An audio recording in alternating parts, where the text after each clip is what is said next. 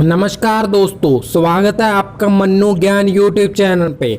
चाणक्य की नीति को अच्छे से और हिंदी में समझने के लिए हमारे इस चैनल को सब्सक्राइब कीजिए, साथ में नोटिफिकेशन बेल पे क्लिक कीजिए।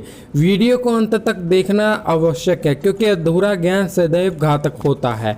चलिए बताते हैं कौन सी वो बातें हैं जिस पे घर में होंगी तो वहाँ पैसा नहीं टिकता।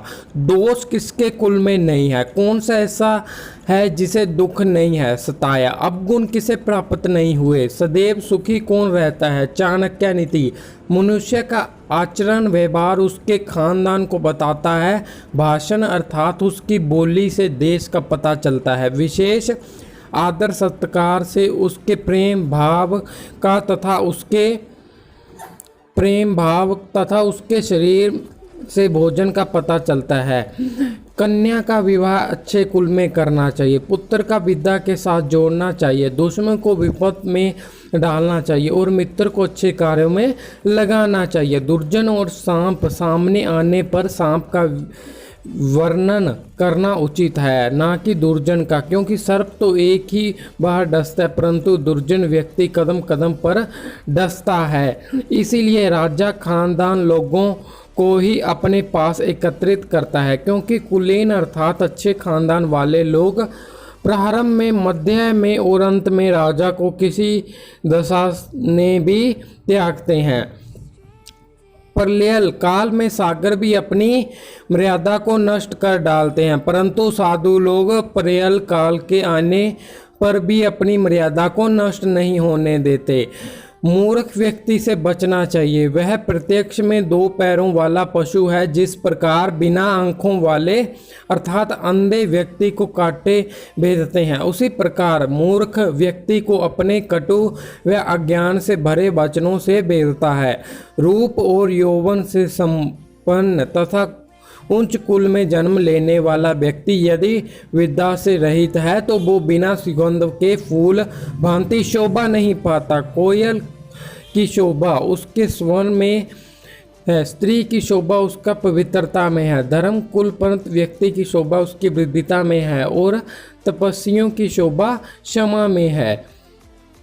किसी एक व्यक्ति को त्यागने से यदि कुल की रक्षा होती है तो उस एक को छोड़ देना चाहिए। पूरा गांव की भलाई के लिए, कुल को तथा देश की भलाई के लिए, गांव को और अपने आत्म सम्मान की रक्षा के लिए सारी पृथ्वी को छोड़ देना चाहिए। अध्यंग अंधा करने पर निर्भरता नहीं रहती। प्रभु नाम का जप करने वाले का पाप नष्ट हो जाता है। चुप रहने अर्थात सहनशीलता रखने पर लड़ाई झगड़ा नहीं होता और वो जगता रहता है अर्थात सदैव सजग रहता है, उसे कभी भय नहीं सताता। अति सुंदर होने के कारण सीता का शरण हुआ। अत्यंत अहंकार के कारण रावण मारा गया।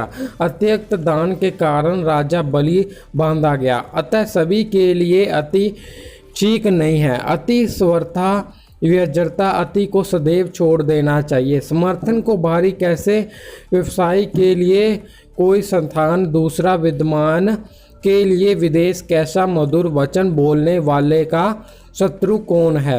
एक ही सुगंधित फूल वाले वृक्ष से जिस प्रकार सारा वन सुगंधित हो जाता है, उसी प्रकार एक सुपुत्र से सारा कुल सुशोभित हो जाता है। आग से जलते हुए सूखे वृक्ष को सारा वन जला जाता है, जैसे कि फूल नालायक कुपुत्र लड़के से कुल का नाश हो जाता है। जिस प्रकार चंद्रमा से रात्रि की शोभा होती है, उसी प्रकार एक सुपुत्र अर्थात साधु प्रकृति वाले पुत्र से कुल आनंदित होता है। शोक और दुख देने वाले बहुत से पुत्रों को पैदा करने के लिए क्या लाभ। कुल को आश्रय देने वाले तो पुत्र ही सबसे अच्छा होता है। पुत्र 5 वर्ष तक एक प्यार करना चाहिए, उसके बाद उसे वर्ष तक 15 वर्ष तक की आयु की आदतें दंड आदि देते हुए अच्छे कार्य की ओर लगाना चाहिए। 16वां साल आने पर मित्र जैसा व्यवहार करना चाहिए। संसार में जो भी कुछ भला बुरा है उसका उसे ज्ञान कराना चाहिए। देश में भयानक उपद्रव होने व शत्रु को आक्रमण के समय, भयानक दुर्स्थिति, अकाल के समय दुष्ट का साथ होने पर जो भाग जाता है वही जीवित रहता है। जिसके पास धर्म, अर्थ, काम और मोक्ष इनमें एक भी नहीं है, उसके लिए अनेक जन्म लेने का फल मृत्यु नहीं होता। जहाँ मूर्ख का सम्मान नहीं होता, जहाँ अनंत का भंडार नहीं होता, सुरक्षित यहाँ पति पत्नी कभी झगड़ नहीं होता, वहाँ लक्ष्मी बिना बुलाए निवास करती है और उन्हें किसी प्रकार की कमी नहीं रहती। ये थी दोस्तों चाणक्य की नीति। ऐसे ही वीडियो देखने के लिए इस चैनल को सब्सक्राइब करें और नोटिफिकेशन बेल पे क्लिक करें। मिलते हैं नेक्स्ट वीडियो में, तब तक आपका ख्याल रखिए।